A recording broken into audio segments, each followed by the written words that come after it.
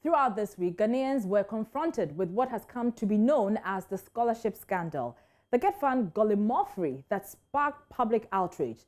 But it's not as if we didn't know that Getfund was awarding scholarships to many, some undeserving than others. However, the revelations in the Auditor General's report blew the minds of many. Politicians and lecturers who would ordinarily not be considered as needy were jostling with brilliant youth who were the target of the scholarship. To state the obvious, Getfund is a fund, not a scholarship secretariat.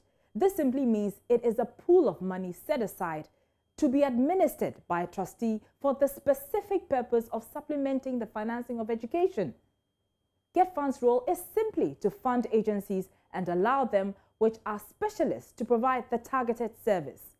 To be clear, the fund is targeted at brilliant but needy students to pursue their education. That means people who do not have the wherewithal and whose situation is so dire they have no options. And that's why the inclusion of the Executive Secretary of the National Council for Curriculum and Assessment, Prince Ama, raised eyebrows. Listen to his justification. It was a struggle to get into and through senior high school. That is the very point I made when I applied for a scholarship from the Ghana Education Trust Fund back in 2012. My purpose was to acquire the competencies that would enable me contribute to the national mission of extending quality education to everyone. Well, if you think his explanation does not suffice, wait till you hear that of the politicians who've been feeding off what the needy youth ought to be benefiting from. As you know by now, Education Minister Matthew Opoku-Prempeh and Deputy Majority Leader Sarah Adra-Safo were among those named as beneficiaries. Both have justified their inclusion, essentially suggesting that it was to serve the populace better. Just take a listen to the Education Minister. As a minister with oversight responsibility of the Getfund, I have not taken money from the fund. It is absolutely false. The truth of the matter is, in 2014, we had an invitation from Harvard University to pursue a course, and Getfund sponsored it. So why will anyone classify ministers and members of parliament as needy? Well, Majority Leader Oseche Mensah-Bonsu says it is erroneous to conclude that MPs are not needy. MPs are well endowed. I'll suggest to you that it's not like that at all.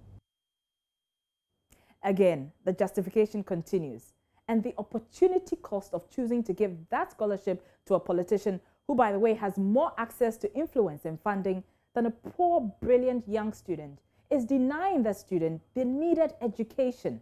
It is disgraceful for politicians, in spite of their many privileges, to enjoy scholarships meant for the underprivileged in society.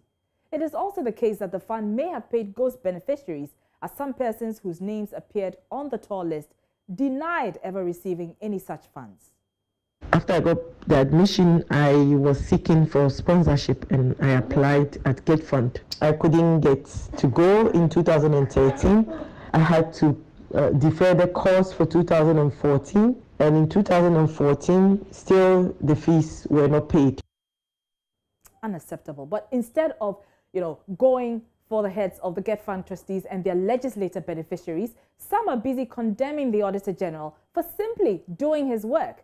But Daniel Domilevo is unperturbed, and rightly so. He's calling the bluff of his critics who want him removed. I've said it several times. We will remove him like how they removed Charlotte Rosse as a who's I care. I don't care. So if today I'm told I'll be removed, that is it. Full stop. Life doesn't end here. When I tell my children they shouldn't worry. At West, my father has a lot of farmland. I'll go and farm and feed this country. Bringing to light what has been hidden for so many years, and the inefficiency of the Getfund, which is robbing the state of the needed development. But now, it remains to be seen what happens next after this. Will parliamentarians, as the people's representatives, inquire further into this to end this debacle? Will anyone be prosecuted for their role in this illegality? Or will the Getfund talking end in vain? Our call tonight is to those with the power to make change. Consider the thousands of poor but brilliant students and their missed opportunities. Who will they turn to for help?